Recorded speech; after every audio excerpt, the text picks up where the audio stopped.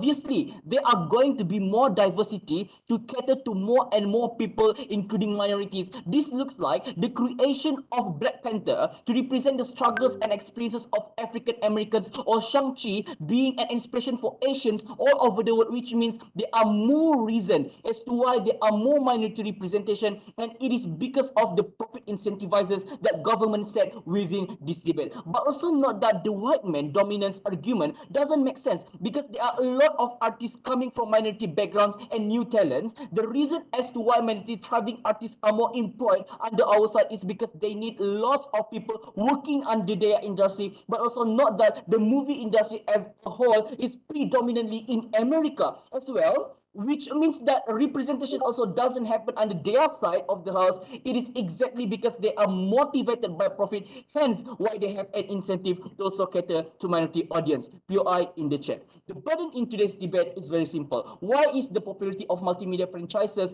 good for the economic benefits? And Madiputri will talk about longevity to tell better stories. The framing for this debate: we believe that the popularity of multimedia franchises are the mass consumption of such franchises through ticket purchases of or buying their toys and action figures, as well as popularization via mainstream media, right? We believe that the reason then as to why they are popular in the very first place is because they cater to a wide range of audience, and they attract investors to be able to invest in their products and movies. We think that what government has to defend here is a world in which these franchises don't have that sort of popularity where they are get kept by a select few in their audience rather than opening it up to the public.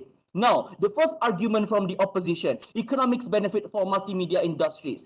We talk about large mainstream media, right? When you have larger fans base, when there are larger public interest, i.e. more public engagement at the end of the day. This will create greater job opportunities for people to work in various sectors of the multimedia franchises, i.e. in the movie sectors, toy sectors, or even the comic sectors. The reason behind this is that the popularity translates into more profit for the industry as a whole. Hence why, rather than making a toy for a character from a movie only, a bunch of people know about, you make toys that are virtually known everywhere. So toys of characters like Spider-Man or Batman have more profit yield when you are able to cater to a wider range audience.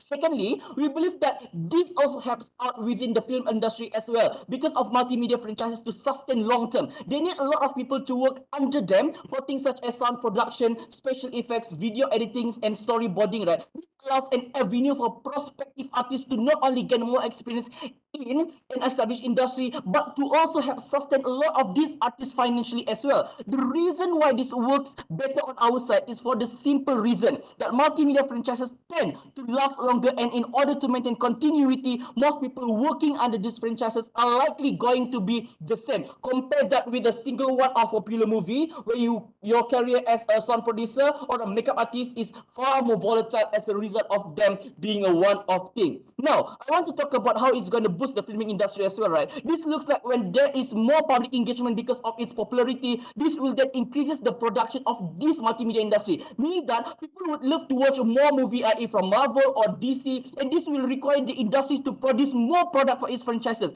We say when the demand is good for the franchises and industries, it is more likely that it will generate higher profit, which will incentivize the betterment in this industry itself. But we also say that the investment coming from advertisers or businesses aren't just limited to multimedia franchises, but they also trickle down to the filming industry as a whole. This looks like the Marvel Universe attracting investment and public interest in comic books and superhero action genre or movies, or Star Wars inspiring a whole set of science fiction adventure movies and series. The impact of this is that more investors are willing to invest their money in multimedia industry and franchises. This will then enhance the working capital for the multimedia industry so that they can generate larger projects and products that will get larger public engagement. This will also enhance the circularization of profitability from different franchises of multimedia, i.e. the sequence of franchise production. This looks like by the production of new Marvel movies, there will also be an increasing amount of production in toys, comics, and other types of franchises. This is clearly proving that the positive impact of the popularity in terms of higher and better capital induction from external investors into this industry. This will also benefit artists and workers that are working under the franchise itself. This is when there are good capital movement in the franchise and the higher profitability margin, the workers and artists are more likely being incentivized by higher bonus and salary, which will enhance their interest to remain in the multimedia franchises at the very beginning, which again best for the circulation of public and internal goodwill of the industry. Before that, POI. 3, 2, 1. No. So last but not least, right, we know how large these multimedia franchises are. So we often listen to them every single day through any kind of different platform. Hence, since the media are more likely to talk about every single day, it is more likely that this company will actually be more charitable in terms of their capital secularization, right? They will more likely to do like a lot of charity works at the end of the day, which will actually more beneficial for the engagement of the company itself. So in comparative, like, the comparative in this debate is very simple. The absence of popularity means that these franchises either die or die out or get kept to a small group of audience. We argue that this is bad because it means that there are no sense of continuity within these franchises, that people oftentimes grow up watching with their parents and their kids. But this is also because it doesn't provide any jump start to the filming industry, because a popular movie is just a popular movie that will eventually fade out of public's eye when they cannot expand their industry beyond that. We know that we want a better standard of living in terms of the multimedia industry, and we deserve better standards than this. With that, stay with opposition. Right, I thank the speaker for their fine speech, and now I'd like to invite the Deputy Prime Minister.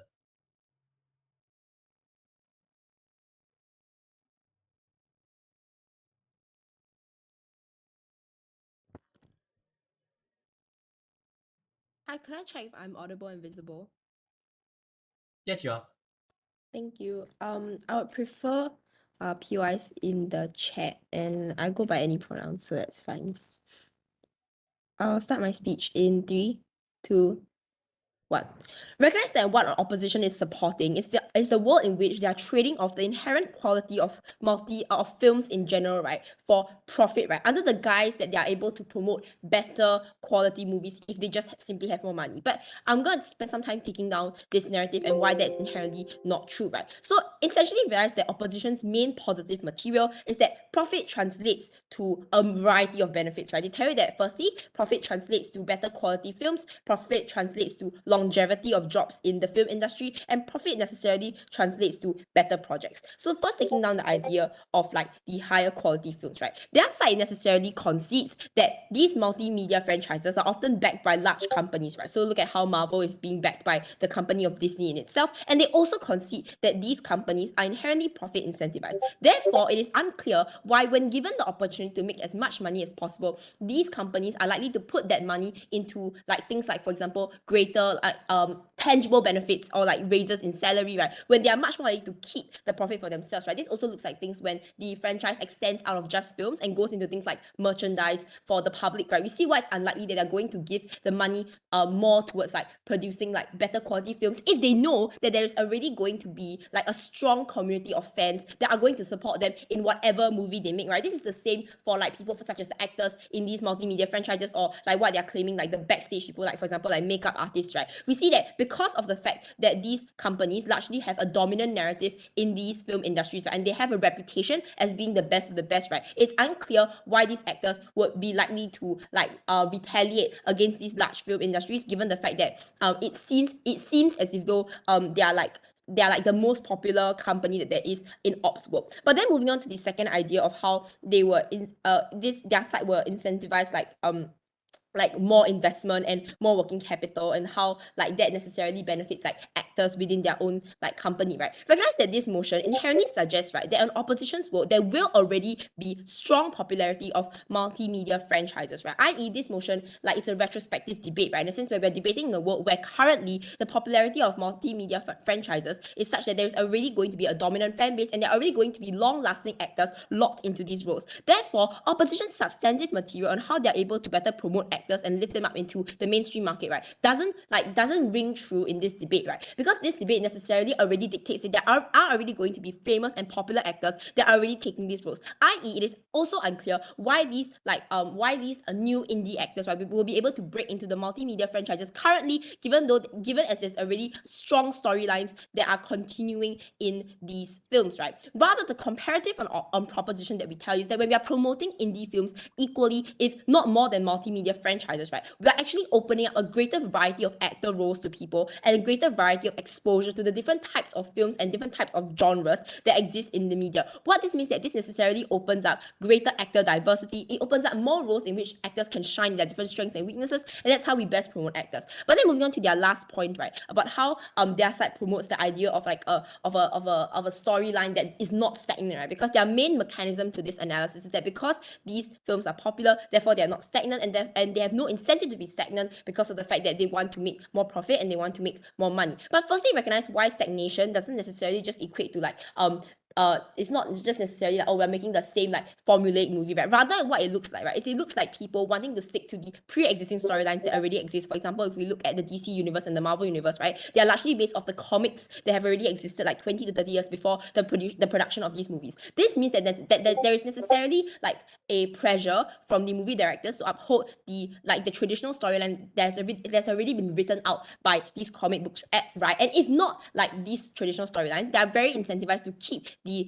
type of the character the same, right? For example, you look at Doctor Strange and how sure there's an extension in his storyline plot, right? But his character is actually kept the same. There is little incentive for movie producers, even if there are new movie producers coming into Marvel. It's unclear why they're going to want to break the dominant narrative that already exists for fear of going against the company's wishes of keeping like a strong fan base and to keep like a strong stream of profit, right? But before I move on to my main argument, just a quick clarification on what the burden of proof that proposition has to defend is. Their side claims that our burden of proof is to prove a world in which franchises are actively being gatekept by like fans, and why that would be necessarily like more bad or more good, right? But recognize that their side inherently has to defend the same thing, right? Even in status quo, there is already a culture of gatekeeping these multimedia franchises, right? It looks like, for example, people actively like shunning out people who are like new Marvel movie watchers, right? People that haven't read the comics before, and people who like perhaps don't have like such a clear understanding of what is going on next, right? And we believe that this idea of like gatekept franchises, right, shouldn't be the crux of the debate, right? What the crux of the debate is, right, it should be about the film industry as a whole, and which that can better bring about tangible benefits to the entire film industry. We believe that's a far better metric to win the debate as of than the intangible burden of proof that side opposition provides. But then now moving on to my main substantive case on what the purpose of film is and why proposition best uphold this. Recognize that there is two dominant measures to weigh what the purpose of film is. Firstly, which side better provides entertainment and diversity in terms of like the story arcs of the films. But secondly, on which side can better uphold the the idea of like the social critique and the social reflection that movies seek to provide, right? And my sub is mainly going to talk about diversity and minority representation. Recognize that in order to increase like the value of film, we inherently need these two factors to exist. What is likely to happen in opposition is token minority representation. Their side actually gives you examples on how token minority representation exists currently, right? It looks like things like Black Panther, it looks like things like Shang-Chi, right? Where it's all about like where they perpetuate stereotypes, right, of what minorities actually look like, right? It looks like just taking, for example, appropriating, for example, African culture in Black Panther, or appropriating like traditional Chinese practices in Shang-Chi, right? And recognize that this token minority representation is disingenuous because it allows narratives of the minority to be written by like the majority, right? That side also concedes, right, that America currently is going to be the dominant like producer of films and movies on their world, right? And therefore it's definitely possible to suggest that on their side, right, narratives of the minority will be written by the majority. Therefore, even if they claim to have diversity representation, it's going to be on majority voices. Opposition sells a false narrative of progress from diversity. People buy into the idea that this representation is enough. The counterfactual on proposition is that when we promote the consumption of movies from a variety of countries, from a variety of regions, these movies are more likely going to be produced by people of color, creators, or Black creators. This empowers minority voices in the film industry, a space where people are encouraged to be neutral viewers and to form their own conclusions from movies. Therefore, we best promote not only entertainment in diversity of film, but also we best allow for social critique to occur. Therefore, never been prouder to propose. Thank you. I thank the speaker for the fine speech, and now I'd like to invite the Deputy Leader of Opposition.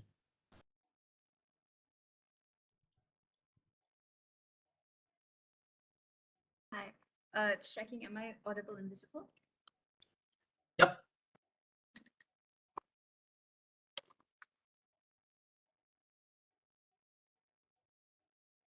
second to set my timer.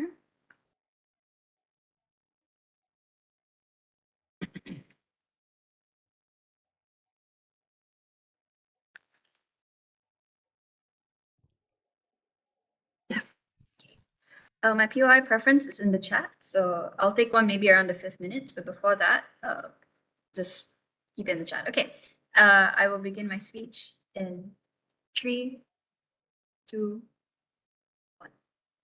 The point of these big multimedia franchises is to ultimately enable these creators to tell the stories that they want to tell, to enable newer creators who are just entering the field a boon that can ultimately help prop up their career and inspire and give them the confidence to attract more corporate investors to eventually tell their own stories one day. Before I continue on, firstly, I'll be rebutting the entire case that's come out of the government insofar, and I'll be telling you a little bit more about the opposition case and how it necessarily benefits the creative side of this debate fundamentally much more on our side in the first place. Okay, so what's come out of like the prime minister insofar? He talked about Americanization. He talked about how about basically the issue of Hollywood being very white, about there being a lack of representation. But as my prime minister has already stated, this is very unlikely to be true because you realize that the more popular these franchises get, right, the more people are going to see it. An international audience is going to see it. And given that the current societal climate is one that is pushing for representation, the more popular it gets, the more people are going to be pushing, the more people are going to be asking for representation, and the more these big multimedia franchises are going to be giving in. And they gave multiple examples of how these franchises are usually led by like predominantly white male actors, right? But even if you look at current big franchises right now, like let's look at Star Wars, for example.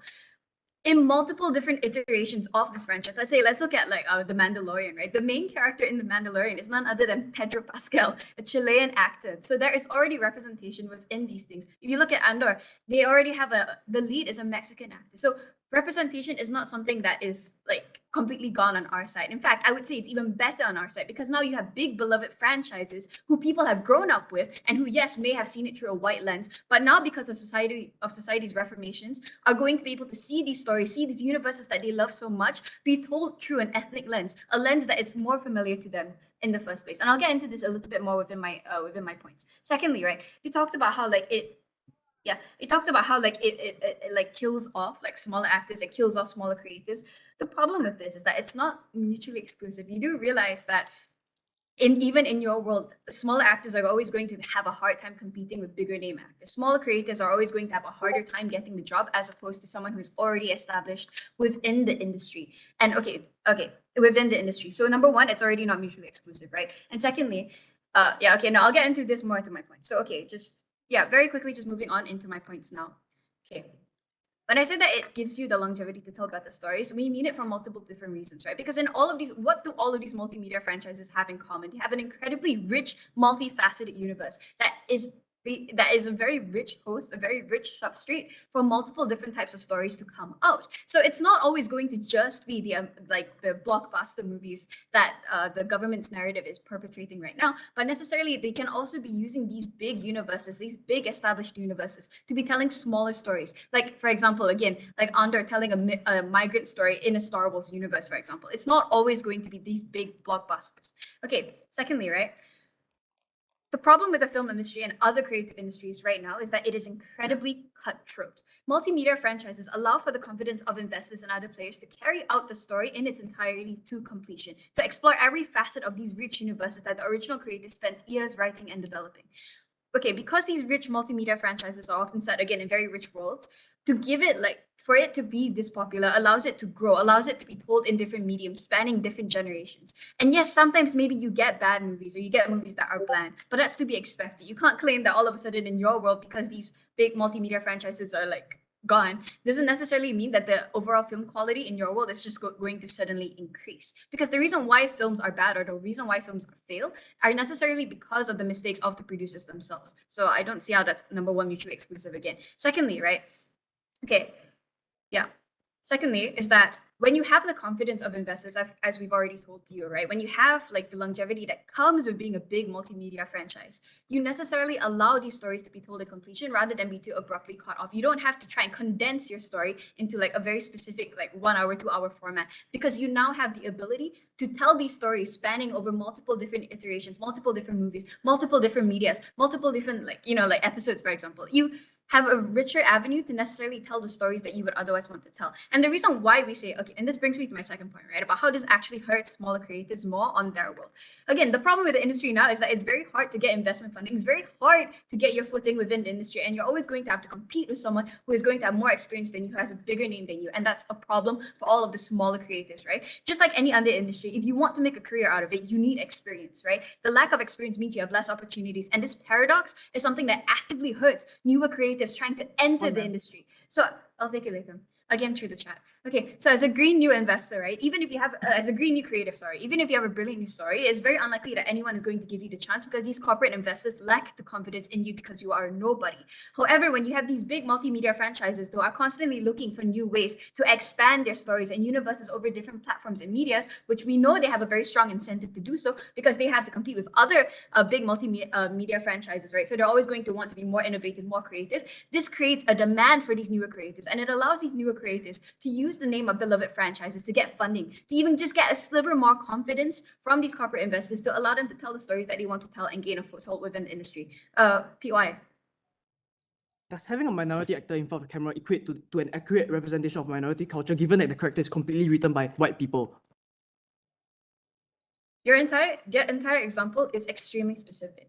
When we talk about representation, we don't necessarily just mean the actors, but necessarily the people behind it, the people writing the script. I don't understand why you can't seem to understand that just because that when society pushes for more representation, why that only means like only in actors. Because this also looks like more representation, more accurate representation of their stories. And if it truly is tokenism, then people are going to call it out. People are going to be upset about it. People will complain about it. And this will push these industries, push these multimedia franchises to want to incorporate better storytelling. And this can look like lending a hand to smaller ethnic creators to come on as directors, to come on as actors. So on our side, that's not really a problem in the first place, right? Okay, so when you're back to what I was saying, right?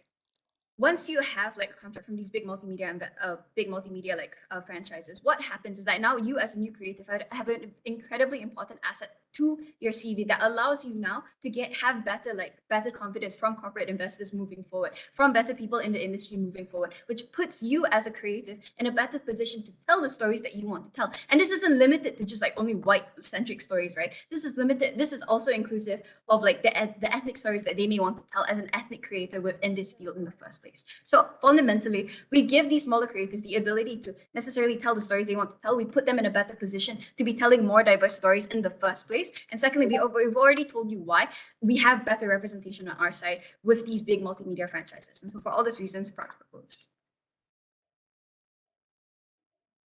I thank the speaker for the fine speech, and just a gentle reminder to take note of the time and do not exceed the time because the judges won't be taking anything down after the 7 minute and 50 seconds mark. Thank you. All right, now I'd like to invite the government whip to commence with their case. 谢谢.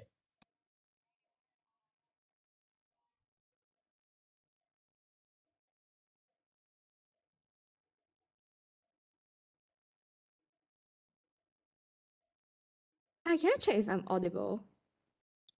Yes, you are. Okay. Okay.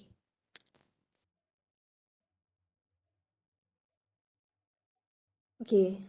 I'll begin my speech in 3, 2, 1. Firstly, we see that opposition has never fully taken down our mutually exclusive benefits, and we see that in both clashes that I'll be presenting today, our mutually exclusive benefits still stand, whereas their harms have never really properly been addressed and defended. Now, two clashes for the House today. Firstly, on which side better ensures the quality of movies, and secondly, on which side better empowers and sheds light on minority perspectives. Now, firstly, on quality of movies, we believe that this clash, right?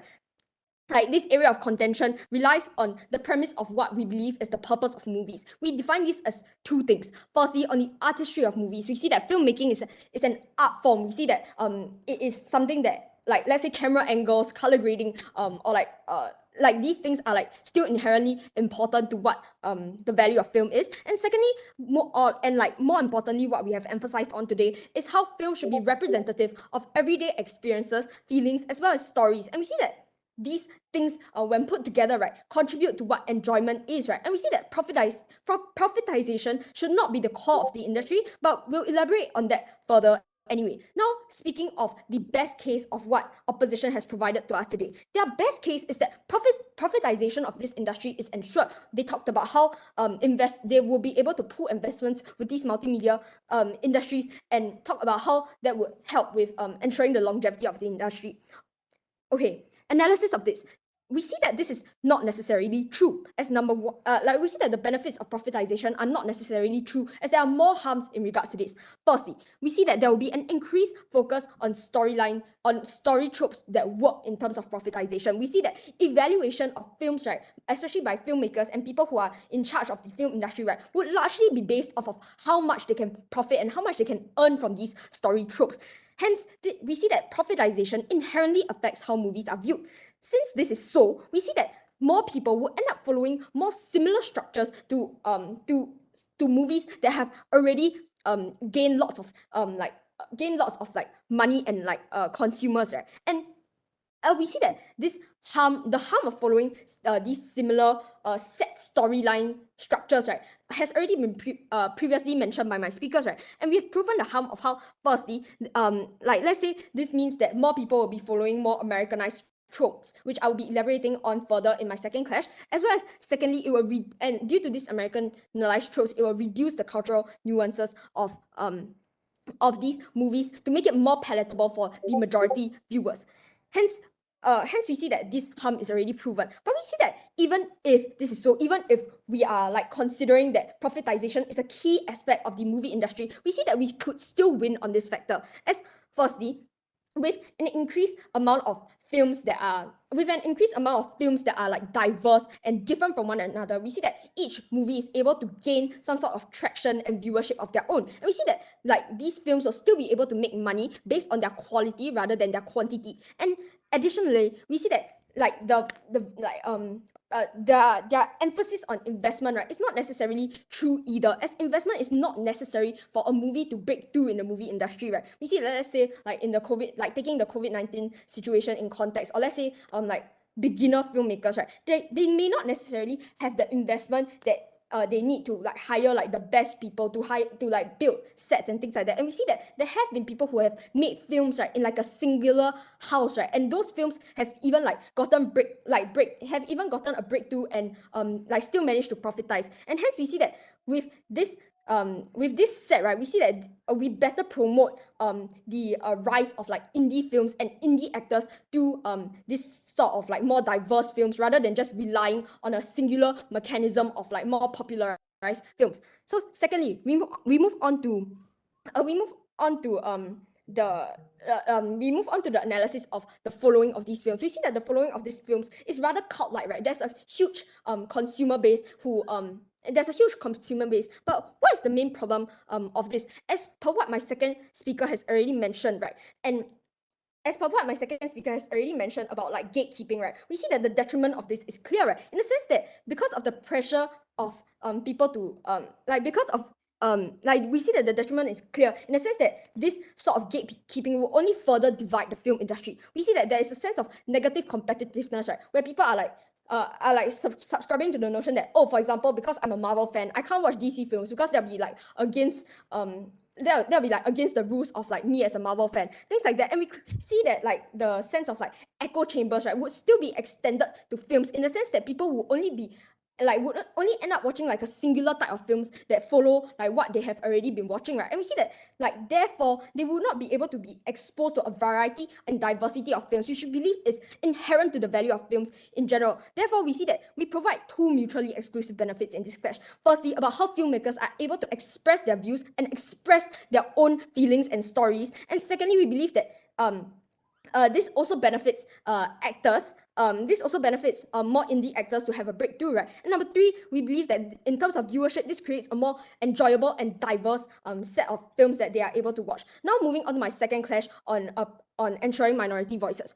Number one, my second speaker has also mentioned, my speakers earlier have also mentioned about the idea of the token minority. We see that, let's say, this could be prevalent in films for example, Shang-Chi, right, which is what opposition has suggested as their their example for minority breakthrough. We see that this is not true, right? As I say, things like Shang-Chi, right, they only endorse more popular Asian actors that are already existing. And we see that showing POC characters versus actually representing their story, right, it's inherently different. Let's say Pedro Pascal, right? We see that he's masked up in the show. He's living on another planet in the Mandalorian. How does that express minority viewpoints? We see that that's not true. And lastly, what I've mentioned earlier, right, about Americanization, we see that there's a people like filmmakers will end up diluting their content to conform to what is already popular and what will gain the most traction. And we see that this creates a sense of internalized inferiority, especially in minority film industries. Let's say, like, for example, Bollywood and things like that. And therefore, we see that given how like the viewership is majority white in these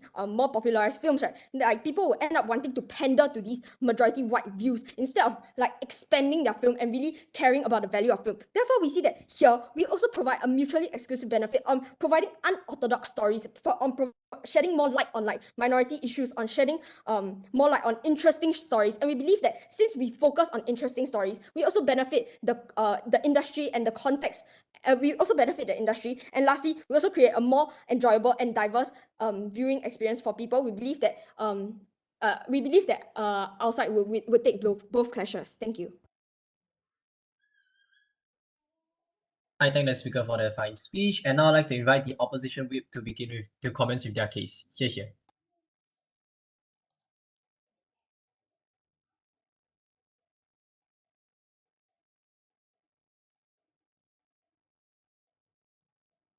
Hi, am I audible? Yep.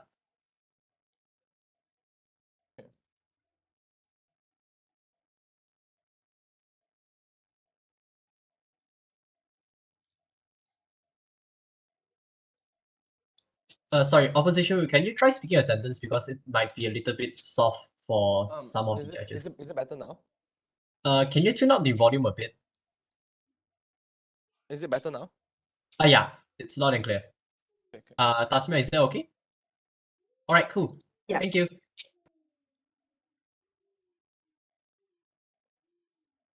I'll be starting my speech in 3, 2, 1. Hello, it is correct to say that movies are supposed to be social critique.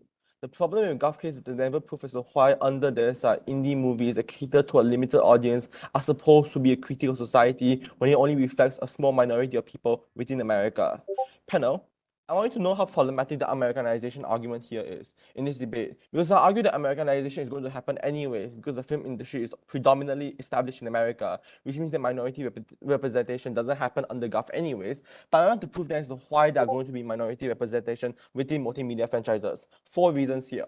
First, they want to have good PR and better public perception, which means that they want to be more engaged in making sure that minority artists are empowered within the industry. This is promoting black artists or creating variants of the same character that represent minority communities, such as Miles Morales as Spider-Man, or characters like Catwoman that represents the struggle of the poor and disenfranchised, especially women. The reason this applies to multimedia franchise as engaged with DPM is because they are under more media scrutiny due to the size of the company, which means that they're held to more account for their actions as compared to a small thriving industry, which means that on our side of the house, the reason why they are going to be minority representation is because oftentimes the media does scrutinize these multimedia franchises to some degree to ensure that they are going to be minority representation. Second, the second reason then is that is exactly the analysis coming from Gulf, because they said that multimedia franchises are profit incentivized. Exactly, they always want to cater to what society wants and demands at that point in time, which explains why there's a boom of movies from these franchises that features predominantly African American or the Hispanic community, because that's what society essentially wants: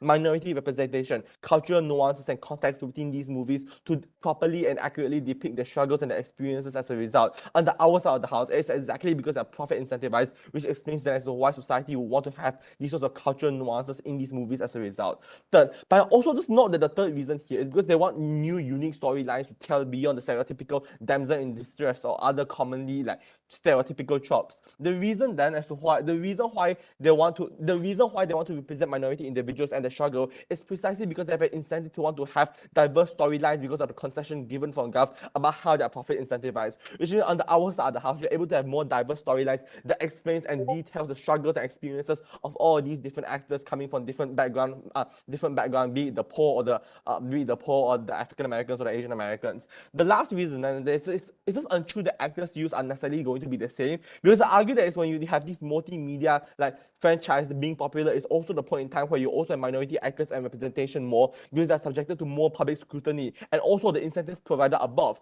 But I also want to engage in our worst case scenario where these actors do remain the same.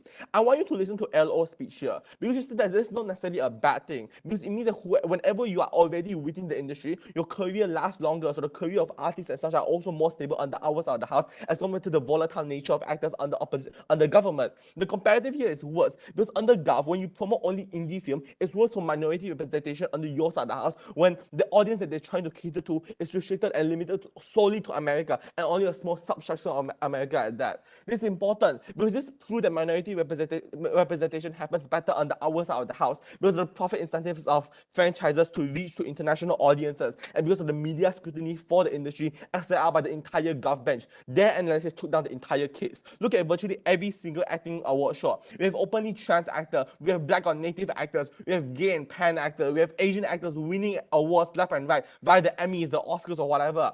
For opposition to say that these are privileged individuals, this means the decades worth of their struggles and experiences within the film industry, we say that this is morally abhorrent. The reason they're able to grow up and climb up the ladder of success is because of the prominence of these franchises to allow them to be highlighted within the media to showcase their talents. The problem, the comparative here is because PIA and DPM argue that, oh, you have actors being boring and are the same. But I just want to note, panel, that surprisingly, movies don't revolve around the actor only, but the people behind the movies as well. They say, oh, white people dominate the industry. Maybe that was in debate land, but we prove as to why it won't be dominated by white people because of the media focus and the international audience that you want to preserve as a multimedia franchise. They cannot assert white man dominance within the industry without proving as to how they are able to uproot their dominance in the first place. Because assuming that the analysis to be true, that it is so dominant, it's worse under their side of the house when you promote indie films when the film industry is only limited to a small minority of audience. They say it's dominated by white people. I say prove it then. But moving on to entertainment here, because the reasons why we have more entertaining movies are for three reasons.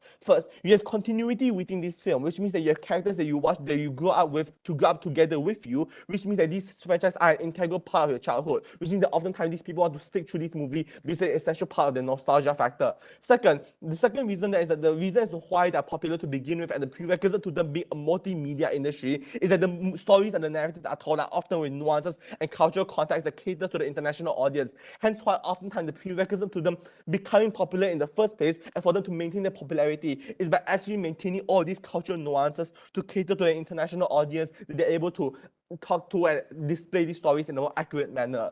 The third reason is that we consider that oftentimes tropes are going to be used on both sides of the house. The problem with that analysis is that they never prove as to why it is better under the comparative. We argue that having these tropes or story formula for thriving indie artists as their one to follow is a good thing because it's a time-tested formula again that appeals to a vast majority of people. Which means that even if these tropes are used, we say that's a good thing because under the comparative, you don't know what formula to use or what tropes are the most appealing, which means that you provide no guidance whatsoever for actors and directors to follow when they're directing or when they're acting on the movie. But before that, are there any POIs?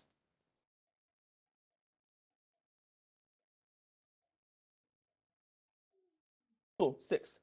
Good for engagement. This is important because it never proves why indie movies are somehow more entertaining under their side of the house. They asserted that somehow minority will be represented within this indie film without proving to them. Because it is true that white people are so dominant within the industry, what is to say that black people or trans people or gay people are likely going to succeed under your side of the house, especially when indie industries only cater to a small minority of audiences, which means that they cannot assert that somehow when you dismantle the popularity of these movies, somehow you have black or trans actor popping up. It's worse under yours at the house because of the privilege of these white people. It oftentimes means that these people are able to climb out that ladder a lot quicker, which means that oftentimes when you have indie movies, they're oftentimes going to be dominated by white people more under your side of the house. The reason that one is because of the reason that was provided under our side, that you cater to an international audience. You have more media scrutiny to want to do good things. But I just lastly I want to know the thing about social reflection, and this is going to be brief.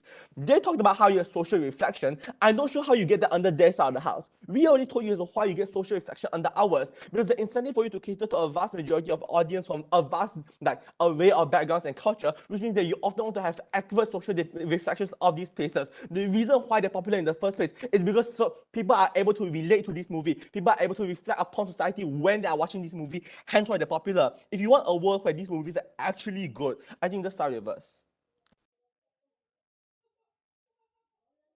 I thank the speaker for the fine speech, and now I'd like to invite the opposition whip to close off their case. Here.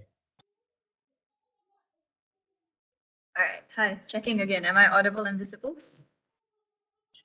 Yes, loud and clear. Okay, thank you.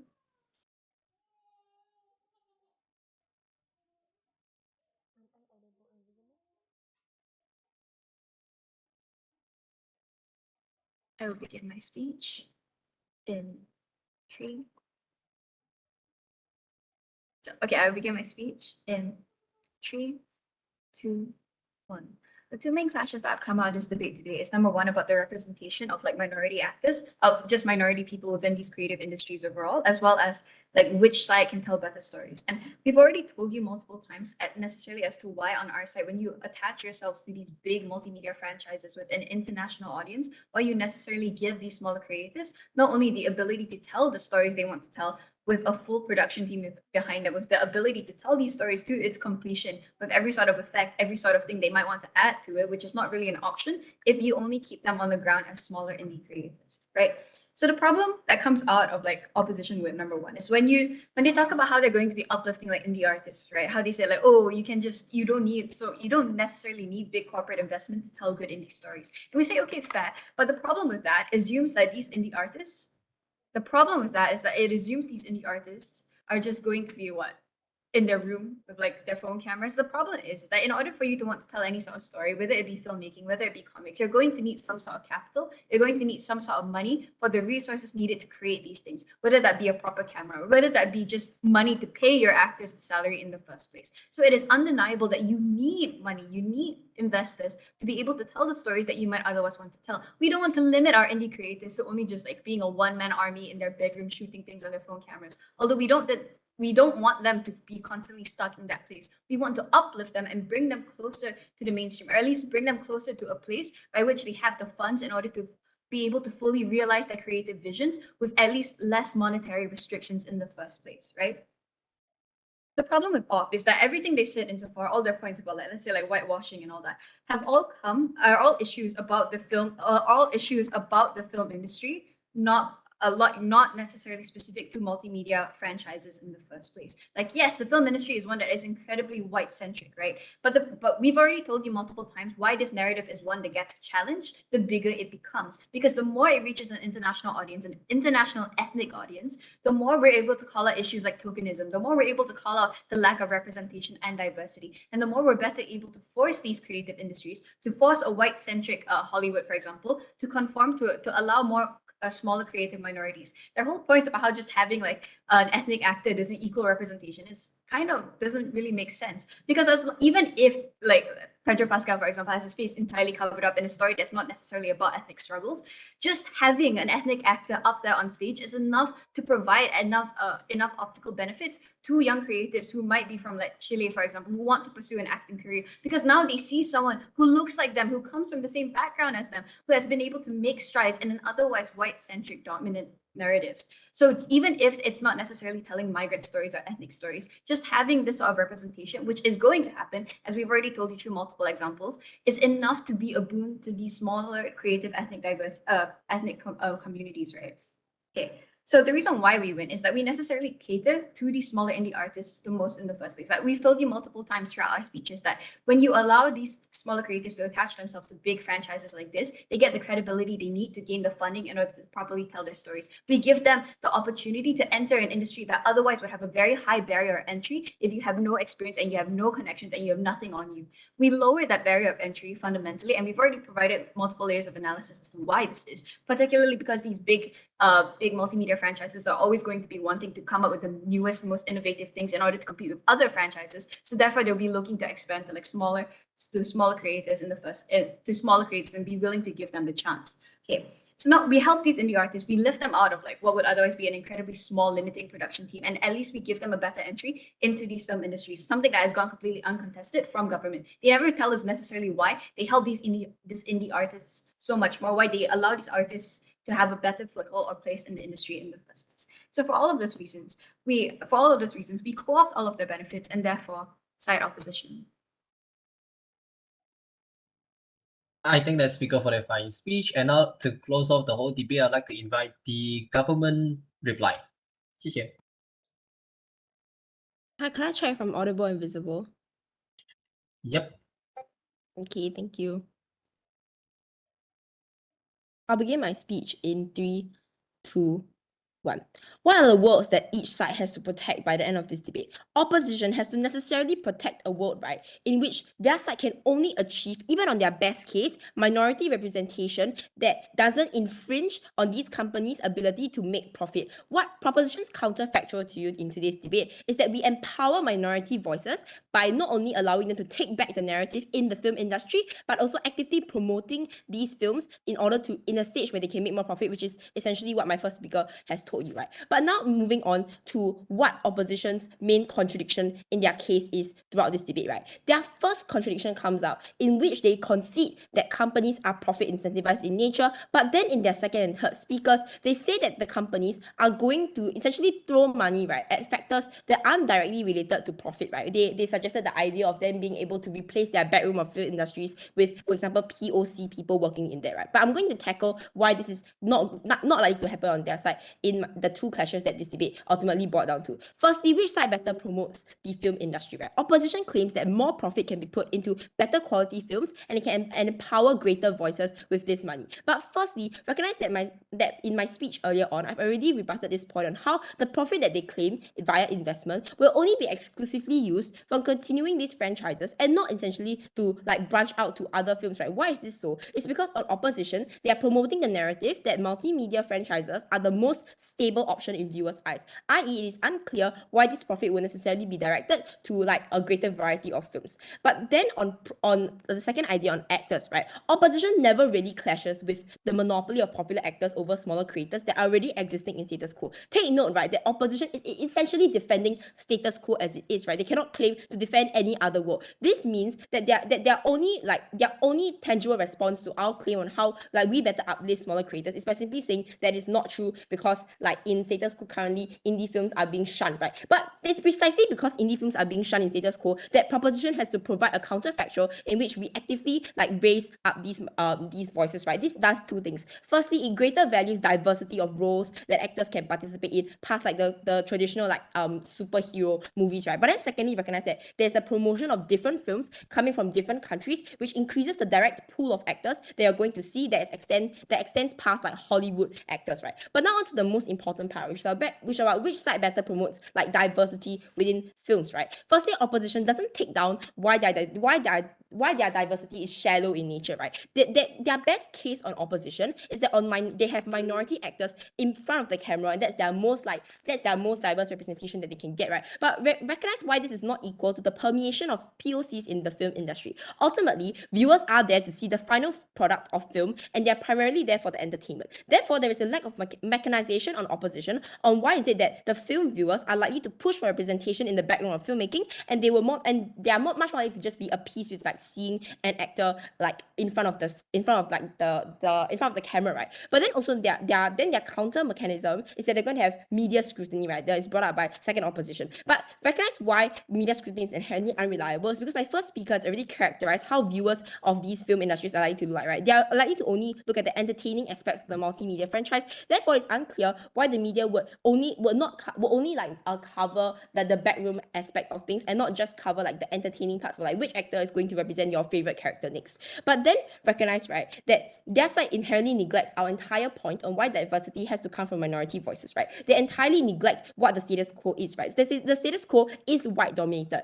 Like opposition cannot claim that the counter narrative actually exists on their side, when in reality, like in status quo currently, there is no representation of actual like POC voices and POC creators. Therefore, because we best promote these two clashes, then we've been proud to oppose. Thank you. I thank the speaker for their fine speech, and I also thank every speaker for what is an amazing debate. And yeah, you can cross hands right now, and yeah, the judges will deliberate. Yeah, we'll just head on to Discord. Is that okay? Yep, that's fine. All right, cool.